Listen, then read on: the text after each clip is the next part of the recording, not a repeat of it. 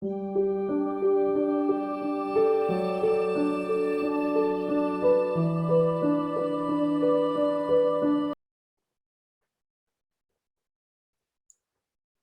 Friends, कैसे हो आप लोग? होपफुली अच्छे होंगे। आज का हमारा जो लेक्चर है वो है न्यूमेरिकल। आज हम न्यूमेरिकल करेंगे, numerical on spectral series of hydrogen atom. हमें तो पता है spectral series of hydrogen atom क्या होते हैं और कितने टाइप के होते हैं। ये हमारा लास्ट स्लाइड में आपको मिल जाएगा, लास्ट प्रीवियस वीडियो में मिल जाएगा spectral series of hydrogen atom. उसके ऊपर में हम न्यूमेरिकल करेंगे। न्यूमेरिकल मीन्स क्या निकालेंगे हम? Numerical means we will try to calculate energy of spectral series of hydrogen atom, wavelength or wave number, energy, wavelength and wave number of radiation emitted from the hydrogen atom in terms of spectral series of hydrogen atom. तो इससे पहले कि हम numerical में जाए, एक बार हम spectral series को एक बार हम रिवाइज कर लेते हैं। ठीक है, ये देखो स्पेक्ट्रल सीरीज, ये हो गया आपका स्पेक्ट्रल सीरीज। स्पेक्ट्रल सीरीज पास के होते हैं। ये लाइमैन है, ये बमर है, पश्चन है, ब्रैकेट है, पिफेंड है। ये लाइमैन जो है ये यूवी में आता है और बमर जो है ये विजिबल में आता है और पश्चिम से लेकर पीफर तक इंफ्रारेड में आता है। इंफ्रारेड का रेंज क्या है ये भी हम देख लेंगे। तो ये हो गया orbit number 1, orbit number 2, orbit number 3, orbit 4, 5, 6, 7, 8। और नहीं है क्या? और भी है, और भी बहुत सारा है, इन्फिनिटी तक है, हमने ड्रॉ नहीं किया, जगह नहीं है। तो अगर इलेक्ट्रॉन जाम करेगा हायर ऑर्बिट्स, हायर ऑर्बिट से लोअर ऑर्बिट तक, ये इलेक्ट्रॉन है। If electron jumps from second orbit to first orbit, or third orbit to first orbit, or fourth orbit to first orbit, or any other orbit to first orbit, then it is known as Lyman series. Remember that. N2 greater than equal to 2, N1 equal to 1. N1 क्या है? N1 is the number of orbit जहां पे आके गिरेगा electron, और N2 क्या है? जहां से आएगा इलेक्ट्रॉन। जहां से गिरेगा N2, जहां पे गिरेगा N1. Electron will jump from orbit N2 to orbit number N1. For Lyman, N2 is greater than 2 और N1 equal to 1, मतलब 1 पे आके गिरना है। तो गिरना 1 पे है तो 2 से गिरेगा, 3 से गिरेगा, इसलिए 2 और ग्रेटर देन 2। बमर के लिए क्या होता है? N1 इक्वल टू हो जाता है आपका 2, मतलब सेकेंड लाइन पे, सेकेंड ऑर्बिट में आके जो गिरेगा electron in any higher orbit, if falls to orbit number 2, then we get bummer series. कहीं से भी गिरेगा, 3 से गिर सकता है, 2 से तो दो गिर नहीं सकता, इसलिए इट में फॉल फ्रॉम 3 और ग्रेटर देन इक्वल टू 3। ये 3 से 2 में गिरेगा तो उसको हम कहते हैं फर्स्ट मेंबर अल्फा। 4 से 3 में 2 में गिरेगा तो उसको हम कहते हैं सेकंड मेंबर बीटा। 5 से 2 में गिरेगा तो उसको हम कहते हैं थर्ड मेंबर गामा। ऐसा जाता है delta, first member, second member, third member, fourth member. तो गिरना अगर सेकंड ऑर्बिट में है तो उसको हम मिलते कहते हैं बमर सीरीज। ठीक है, और हमें रेडिएशन मिलता है, एमिट होता है। और थर्ड ऑर्बिट में गिरेगा तो हम कहते हैं पश्चन, और फोर्थ ऑर्बिट में गिरेगा तो हम कहते हैं ब्रैकेट, एंड फिफ्थ में गिरेगा तो पीफान करते हैं, मतलब हायर ऑर्बिट से गिरेगा। ठीक है, तो अगर electron jumps from higher orbit to lower orbit, then radiation emitted, we will try to calculate the energy of the radiation emitted for this series. Lyman series के लिए भी निकालेंगे, बमर सीरीज के लिए, पश्चन सीरीज के लिए हम कैलकुलेट करेंगे न्यूमेरिकल। ठीक है, देखते हैं। तो न्यूमेरिकल करने से पहले हमें याद रखना होगा सम फॉर्मूला। फॉर्मूला क्या है? फॉर्मूला ये है, देखो, h nu equal to 1/8 epsilon not square m z square e power 4 h square into 1/n1 square minus n2 square. ये फॉर्मूला जो है कहाँ से आया था? ये फॉर्मूला यहाँ से आया था।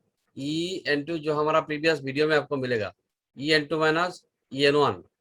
ई n two minus n one मतलब डिफरेंस इन एनर्जी, मतलब एन टू ऑर्बिट से एन वन में जंप किया इलेक्ट्रॉन ने, और एन टू ऑर्बिट का एनर्जी हो गया E n two, n one orbit का एनर्जी हो गया ई एन वन। दोनों का डिफरेंस जो है ये वैल्यू पुट करने के बाद, एनर्जी का वैल्यू पुट करने के बाद यही आता है। ठीक है, यही मिला है। और इन दोनों का डिफरेंस को हम लिख लेते हैं h nu equal to 1/8 epsilon not square dot dot dot, ये हो जाता है। ठीक है, तो हाँ, तो ये हो गया आपका फॉर्मूला। यहाँ पे h nu equal to a square है। देखो यहाँ पे अगर हमने न्यू लिख लिया, न्यू, हाँ, न्यू अगर निकाल लिया तो ये एच इधर जाएगा, ये एच क्यूब हो जाएगा। ठीक है, और न्यू को अगर हमने 1/λ लिख लिया तो एक सी आएगा, ठीक है, एक सी आ गया, ये देखो सी आ गया। न्यू के जगह में ये एच क्यूब हो गया, और न्यू के जगह में सी बाई लेमडा हम लिखते हैं, nu equal to c by lambda, हमें पता है nu equal to c by lambda है। तो nu equal to c by lambda मतलब न्यू के जगह में वो सी बाई लेमडा होगा, और सी बाई लेमडा को अगर 1 बाई लेमडा हम लिखेंगे तो ये डिवाइडेड बाई सी हो जाएगा। तो यहाँ पे देखो एक सी आ गया। तो ये फॉर्मूला यहाँ से है, हमारा प्रीवियस वीडियो में आपको मिला है ये 1 बाई लेमडा इक्वल टू ये आएगा, नया एक सी आया है, बाकी सब सेम है। और 1 बाई लेमडा को हम न्यू बार कह सकते हैं, क्योंकि न्यू बार है वेव नंबर, ये भी हमारा लास्ट वीडियो में हमने ऑलरेडी कैलकुलेट कर लिया। Nu bar equal to 1 by lambda, nu bar is known as wave number, and wave number is the reciprocal of wavelength, ठीक है। तो वेव नंबर का फॉर्मूला ये सेम आ गया, सेम सेम सेम सेम आ गया।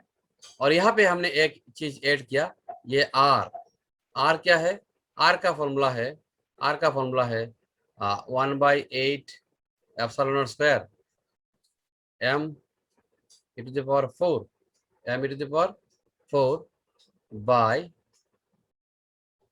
h cube. तो ये हो गया आपका वेव नंबर का फॉर्मूला, वेव नंबर का फॉर्मूला हो गया ये इन टर्म्स ऑफ रेडबर कांस्टेंट।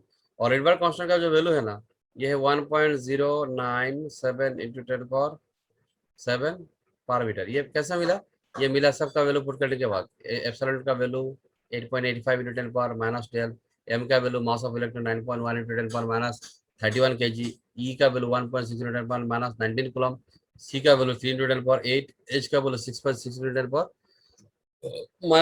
ये सब का वैल्यू पुट करने के बाद आर का वैल्यू आता है एक कांस्टेंट, इसको कहते हैं रेडबर कांस्टेंट। ये भी हमें याद रखना पड़ेगा। और ये है फ्रीक्वेंसी, और ये है वेव नंबर। फ्रीक्वेंसी और वेव नंबर के बीच रिलेशन ये भी आसान से है। ये देखो nu bar equal to c by lambda, और 1 बाई लेमडा इक्वल टू हो गया न्यू बार, तो न्यू बार इंटू सी हो गया, nu equal to nu bar into c हो गया फॉर्मूला। सही है, nu equal to c into nu bar, ये फॉर्मूला है। ये न्यूमेरिकल करने के लिए हमें नेसेसरी होगा। और एक फॉर्मूला आता है, देखो अल्ट्रावायलेट का जो वेवलेंथ का रेंज है, रेंज ऑफ वेवलेंथ कह सकते हैं हम, range of wavelength, range of wavelength ultraviolet का क्या है 4500 एनलेस। विजिबल का वेवलेंथ रेंज कितना है, देखो 4500 एंगस्ट्रॉम टू 7800 एंगस्ट्रॉम। ये नियरली अप्रोक्सीमेटली, पूरा एग्जैक्ट नहीं है। इंफ्रारेड का क्या है 8000 एंगस्ट्रॉम से मोर हो गया तो उसको कहते हैं wavelength range of infrared radiation. ये भी हमें मतलब लगेगा हमारे न्यूमेरिकल में, range of visible region, range of infrared, range of ultraviolet के लिए ये जरूरत होगा, ठीक है। तो चलते हैं न्यूमेरिकल स्टार्ट करते हैं न्यूमेरिकल। ये देखो आ गया, calculate the wave number wavelength frequency of first member of Lyman series, ठीक है। तो मतलब क्या करना है हमें निकालना है wave number wavelength frequency of first member of Lyman series, ये याद रखना है, so that it falls in EV, ये बाद में देखेंगे। we know that formula for wave number of radiation emitted for Lyman series, ये डायरेक्ट आ गया, देखो ये nu bar equal to R Z square 1/1 square minus 1/2 square. Actually formula क्या था वेव नंबर का फॉर्मूला ये था R Z square 1/n1 square minus 1/n2 square, ठीक है। फॉर लाइमन हो गया, फॉर लाइमन सीरीज गिरना कहाँ पे आके है, गिरना आके 1 पे, कहीं कहाँ से गिरेगा मालूम नहीं, सेकंड से गिर सकता है, थर्ड से गिर सकता है, फोर्थ से गिर सकता है, ये मालूम नहीं, लेकिन it will definitely fall into n1 equal to 1, मतलब 1 पे गिरेगा। तो n1 के जगह में हमने 1 पुट कर दिया, देखो n1 की जगह में 1 पुट कर दिया। तो ये फॉर्मूला जो है, ये फॉर्मूला हो गया लाइमन सीरीज के लिए। लाइमन सीरीज के लिए n1 1 फिक्स्ड हो गया, और कौन सा मेंबर है इस पे डिपेंड करता है n2 कितना होगा। तो फर्स्ट मेंबर कहा ना, तो फर्स्ट मेंबर मतलब n2 क्या होगा, first member for first member n2 equal to कितना होगा बच्चों, n2 इक्वल कितना होगा, हाँ 2 होगा। देखो फॉर फर्स्ट मेंबर, ये देखो फॉर फर्स्ट मेंबर क्या होता है, for first member n2 equal to 2 होता है, n2 इक्वल टू 2 होता है। Then wave number of the radiation emitted will be nu bar equal to R Z square, 1 square तो था, ये देखो n2 की जगह में 1 स्क्वायर पुट हो गया, ठीक है। तो n2 की जगह में 1 स्क्वायर पुट होने से हमें अभी कैलकुलेशन करना है, कैलकुलेशन करना है, निकालेंगे हम वेव नंबर, कोई बात नहीं, वेव नंबर निकालेंगे। तो क्या होगा वेव नंबर आर, और जेड स्क्वायर तो नहीं होगा भैया, जेड स्क्वायर नहीं होगा, क्योंकि ये लाइमन सीरीज के लिए भी जेड इक्वल टू 1 होता है, लाइमन सीरीज तो हाइड्रोजन के लिए होता है, तो यहाँ भी जेड इक्वल टू 1 होगा, तो जेड को हम नहीं लिखेंगे, तो यहाँ पे आ जाएगा 1/1 माइनस 1/4, तो 1/1 माइनस 1/4 कितना होता है, एलसीएम आ गया 4, 3 माइनस 1, सॉरी 4 माइनस 1, हाँ 4 माइनस 1 इक्वल टू कितना हो गया, R equal to R into 3/4। अभी आर का वैल्यू हम पुट कर देंगे, आर का वैल्यू तो हमें मालूम है 1.097 इंटू 10⁻7 इंटू 3/4, ठीक है, ये न्यू बार है, इसका यूनिट आएगा पर मीटर। ये कैलकुलेशन करने के बाद हमें न्यू बार इक्वल टू क्या मिलता है, इसका वैल्यू एक आएगा, इसका वैल्यू है, इसका वैल्यू आता है कितना 8.22 इंटू 10⁻6 पर मीटर, यही आता है वेव नंबर। तो वेव नंबर तो निकल गया, अभी हम निकालेंगे वेव नंबर, निकल गया। Now we will calculate the frequency, frequency of the frequency of first member of Lyman series, frequency of first member of Lyman series। तो फ्रीक्वेंसी का फॉर्मूला है, क्या है फॉर्मूला, वी नो फ्रीक्वेंसी का formula है सी into nu बार, हमने पहले देखा था सी इंटू न्यू बार, तो nu equal to c into nu bar, और फर्स्ट मेंबर के लिए, फॉर फर्स्ट मेंबर हम यहाँ पे अल्फा लिख सकते, कोई बात नहीं, alpha first member c into nu bar का वैल्यू कितना था, न्यू बार का वैल्यू था 8.22 इंटू 10⁻6, 8.22 इंटू 10⁻6, और सी का वैल्यू कितना है, सी का वैल्यू है 3 इंटू 10⁻8 मीटर पर सेकेंड इंटू 8 इंटू 8.22 इंटू 10⁻6, ये फ्रीक्वेंसी है, तो इसका यूनिट होगा पर सेकेंड। दोनों को अगर मल्टीप्लाई कर दिया जाए तो उसका वैल्यू आएगा, उसका वैल्यू आएगा 2.466 इंटू 10⁻15, इसका वैल्यू आएगा 2.466 इंटू 10⁻15 पर सेकेंड, ये हो गया आपका frequency, frequency of the first member of Lyman series, frequency of the first member of Lyman series। Now we will calculate wavelength, calculate करते हैं। Now wavelength of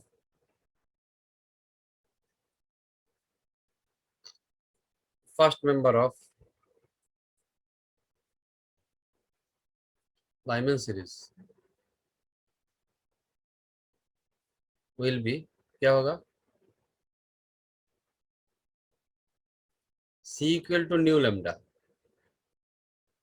C equal to new, ये हो गया alpha, और lambda equal to क्या होगा, lambda equal to होगा C by new, C by new alpha, और अल्फा लेमडा, लेमडा तो वेवलेंथ है, फर्स्ट मेंबर के लिए हम अल्फा लिख सकते हैं, लेमडा अल्फा, यहाँ पे भी लेमडा अल्फा होगा, नहीं लिखने से भी कोई बात नहीं, wavelength of the first member मतलब alpha line is C by nu bar. C का वैल्यू कितना है 3 इंटू 10⁻8 मीटर पर सेकंड स्पीड ऑफ लाइट है, और न्यू बार का वैल्यू है, सॉरी न्यू का वैल्यू है 2.466 इंटू 10⁻15,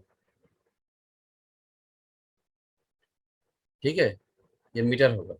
इन दोनों का वैल्यू को जोड़ दिया जाए तो लेमडा इक्वल टू होता है, लेमडा इक्वल टू क्या होता है, लेमडा इक्वल टू कितना होता है, लेमडा इक्वल टू होता है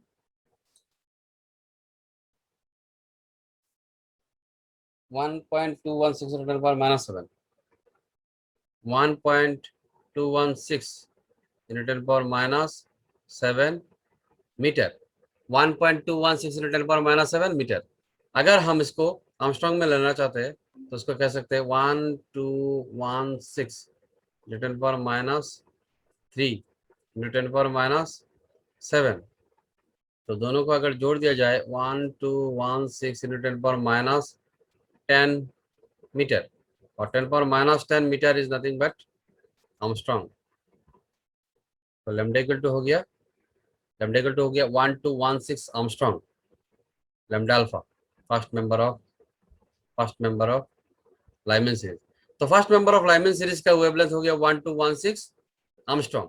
यही है wave number calculation, frequency of first member and wavelength of first member. ठीक है, we have calculated wave number of first member of Lyman series, frequency of first member of Lyman series, and lastly wavelength of the first member of the Lyman series. अब second part of the question था कि first member of Lyman series का wavelength जो है ये UV में आता है। तो ये यूबी में आता है, अरे भाई यूबी में तो आ गया ना। यूबी का रेंज क्या है? यूबी का रेंज है 4500 Armstrong and less, 4500 Armstrong and less हो गया वेवलेंथ, तो यूबी में आता है। तो यहाँ पे हमारा जो वेवलेंथ आया 1216 आर्मस्ट्रांग है, 1216 Armstrong definitely less than 4500, hence this wavelength lies in the UV region, wavelength lies in the UV region। ठीक है बच्चों, समझ में आया? ओके, तो चलते हैं हमारा नेक्स्ट क्वेश्चन में। हाँ, नेक्स्ट क्वेश्चन क्या है देखो, नेक्स्ट क्वेश्चन है calculate the wave number same, wavelength same, frequency same of second member of Paschen series, second member of Paschen series। तो Paschen series में जाना होगा और last part of the question है show that it falls in IR region। अच्छा दिखाएंगे। We know that formula for wave number of radiation emitted for Paschen series is this। देखो Paschen series के लिए क्या होता है, N1 जो होता है N1 3 होता है, गिरना है इलेक्ट्रॉन को, कहाँ पे गिरना है, गिर के 1/3 ऑर्बिट में आएगा तो उसको Paschen कहते हैं, लाइमन बमर Paschen, हाँ थर्ड। और तो N1 का जगह में हम 3 बिठा देंगे। तो we know the formula for wave number of the radiation emitted is, wave number ये न्यू बार है, वेव नंबर का फॉर्मूला ये हो गया R/Z² 1/3² माइनस 1/N2²। N2 मतलब जहां पे गिरे, जहां से गिरेगा, और Z का वैल्यू 1 करना है क्योंकि ये हाइड्रोजन के लिए होता है। Z का वैल्यू 1 करेंगे तो क्या आएगा, हाँ सर, Z का वैल्यू 1 करेंगे तो ये आएगा 1 आएगा।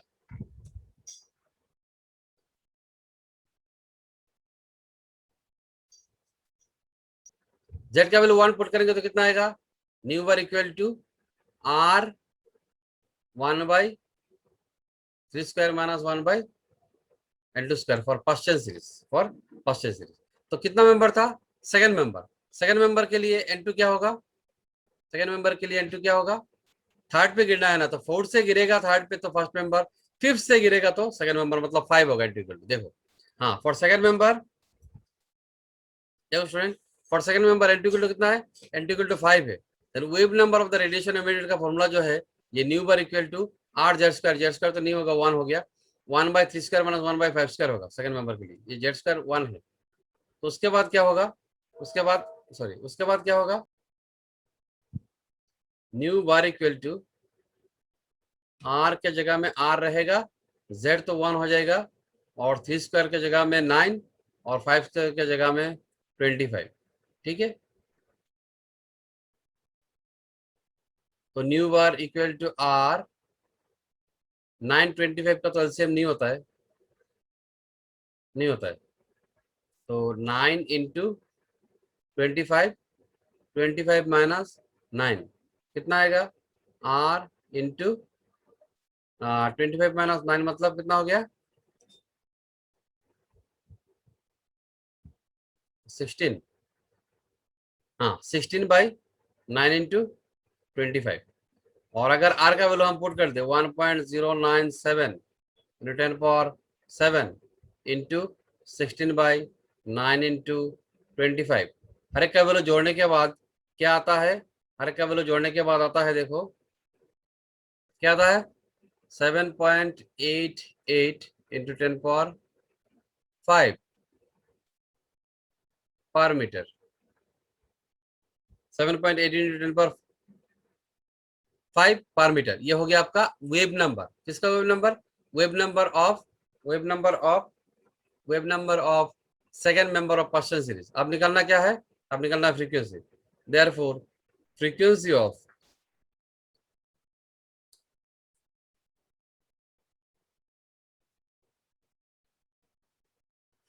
second member of first chain series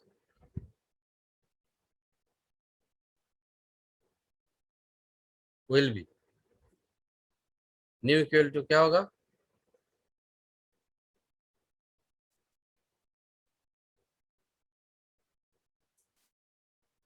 C nu bar. Nu equal to c nu bar होगा तो न्यू को निकालना है ना, तो न्यू को निकालने के लिए सी का वैल्यू पुट कर देंगे 3 × 10⁸ मीटर पर सेकेंड, और न्यूवर का जो वैल्यू निकला है कितना निकला है 7.88 × 10⁵ ये हो जाएगा पर सेकेंड। इसका वैल्यू दोनों का बाद इंटू करने के बाद जो 2.364 × 10⁻14 पर सेकेंड, ये हो गया आपका, ये हो गया आपका फ्रीक्वेंसी, ये हो गया आपका फ्रीक्वेंसी। ठीक है, frequency of the second member of first chain series. उसके बाद आएगा वेवलेंथ। तो वेवलेंथ का फॉर्मूला क्या है, वेवलेंथ का फॉर्मूला है सी इक्वल टू न्यू लेमडा अगर है तो लेमडा इक्वल टू कितना है, लेमडा इक्वल टू है c by nu, c by nu, lambda equal to c by nu है तो लेमडा इक्वल टू सी का वैल्यू पुट करो 3 × 10⁸ और न्यू का वैल्यू पुट कर दो 2.364 × 10⁻14। वैल्यू को बाद पुट करने के बाद लेमडा का वैल्यू कितना आता है, लेमडा का वैल्यू आता है 1.26 × 10⁻6 मीटर, 1.26 × 10⁻6 मीटर। देख लेते हैं 1.26 × 10⁻6 मीटर, 6 नहीं -6 होगा, 1.26 × 10⁻6 मीटर। तो अभी हम लोग उसको क्या करेंगे पॉइंट के बाद दोगर हो गया और दोगर ले लेंगे तो ये 10⁻4 -6 मीटर। ये कैसे पता चला, यहाँ पे पॉइंट था ना 1 2 3 4 ले लिया, 4 और 6 है ना, दोनों को मिलने के बाद 10⁻10 हो जाएगा। और 10⁻10 जो है ना, 10⁻10 हो गया आपका आर्मस्ट्रॉन्ग। देखो wavelength is equal to 1260 angstrom, और ये हो गया वेवलेंथ कैलकुलेशन। और ये आईआर में पड़ता है कि नहीं ये पूछा गया था क्वेश्चन में, last part of the question. तो आईआर के लिए क्या है 8500 Armstrong and more, 8500 Armstrong and more, ये इससे ज्यादा है तो ये आईआर में पड़ता है। तो 8500 है तो ये तो ज्यादा है, 12000 है तो ये इट फॉल्स इन आईआर, मतलब इट फॉल्स इन आईआर मतलब ये इंफ्रारेड में गिरता है, इंफ्रारेड में गिरता है। ये हो गया आपका सेकंड क्वेश्चन का आंसर। ठीक है बच्चों, अब जाते हैं थर्ड क्वेश्चन में। That first member and last member of Balmer series falls in visible region. तो ये कैलकुलेशन जो है बामर सीरीज के लिए, तो बामर सीरीज मतलब 2 पे आगे गिरेगा। We know that wave number of radiation emitted for Balmer series is, ये देखो wave number of radiation emitted for Balmer series is R² 1/2 square होगा, क्योंकि N1 इक्वल टू तो 2 फिक्स्ड है, N1 2 फिक्स्ड है, N1 मतलब 2 पे ही गिरना है तब बामर मिलेगा। और N2 कितना है बाद में देखेंगे। और Z कितना आएगा बच्चों, Z1 आएगा। तो बामर सीरीज के सेकंड मेंबर ना क्या फर्स्ट मेंबर निकालना है, फर्स्ट मेंबर निकालेंगे। तो बामर सीरीज के वेव नंबर का फॉर्मूला यही है, for first member N2 equal to 3। हाँ, थर्ड से सेकंड में गिरेगा तो फर्स्ट मेंबर मिलेगा। Then wave number of the radiation emitted will be nu bar equal to R। Z square हम नहीं लिखेंगे, Z स्क्वायर हम नहीं लिखेंगे, क्या हाइड्रोजन का होता है सीरीज और हाइड्रोजन के लिए होता है Z1। तो ये हो गया N2 इक्वल टू 3। तो अब देखो क्या निकलता है, nu bar equal to R into 1/4 - 1/9। तो यहाँ से न्यू बार इक्वल टू क्या हो गया 4 × 9, 9 - 4। तो न्यू बार इक्वल टू क्या होगा R इंटू 5/9। 36। ठीक है, अभी ये न्यू बार जो है, न्यू बार का वैल्यू, आर का वैल्यू पुट करेंगे हम, 1.097 इंटू 10⁻7 इंटू 5/36, 5/36। ये वैल्यू को कैलकुलेशन करने के बाद मिलता है हमें ये वैल्यू, आर के वैल्यू, ये वैल्यू पुट करने के बाद हमें मिलता है 1.53 इंटू 10⁻6 पर मीटर। ये हो गया आपका वेव नंबर। आप निकालेंगे वेवलेंथ। नाउ अभी फ्रीक्वेंसी कैलकुलेशन का जरूरत नहीं है। Wavelength of first member of Balmer series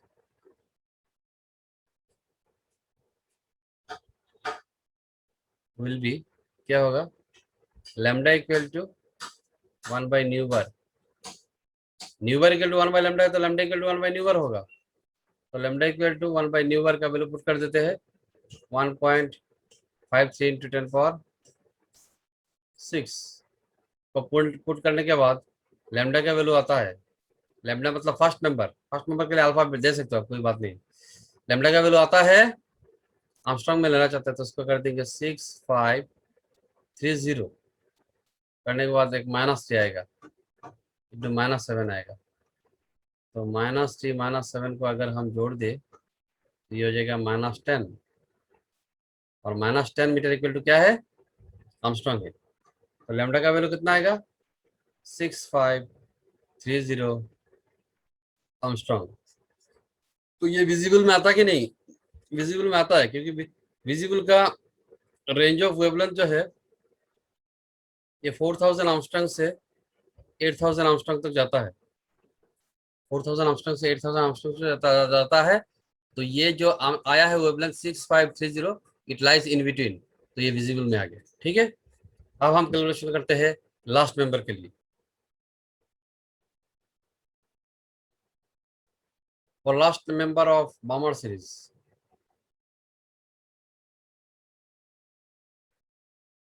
N1 क्या होगा, N1 तो 2 होगा, N2 क्या होगा, N2 इन्फिनिटी होगा लास्ट मेंबर, और Z कितना होगा, Z1 होगा। तो वेव नंबर विल बी,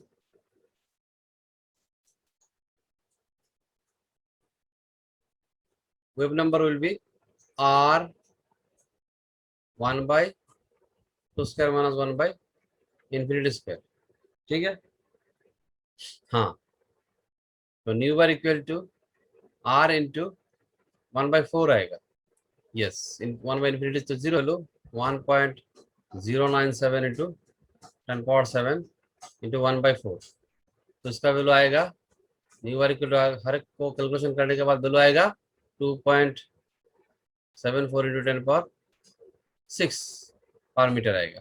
ठीक है, अब वेवलेंथ कैलकुलेशन कर लेते हैं। Now wavelength of last member of Balmer, wavelength के लिए क्या होगा, lambda equal to 1 by nu bar होगा। हाँ, तो lambda equal to 1 by nu bar होने से न्यू बार का वैल्यू पुट करना पड़ेगा 2.74 इंटू 10⁻6। दोनों को जोड़ने के बाद लैम्डा का वैल्यू जो आता है 3.64 इंटू 10⁻7 मीटर।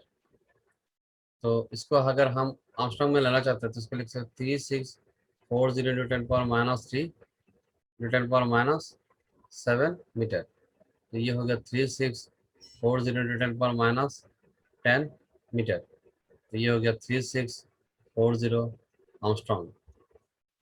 तो ये करीब करीब 4000 के आसपास है, तो उसको हम विजिबल पकड़ लेते हैं। तो it lies in the visible region. Okay बच्चों, क्लास के लिए इतना ही। Stay safe and stay blessed.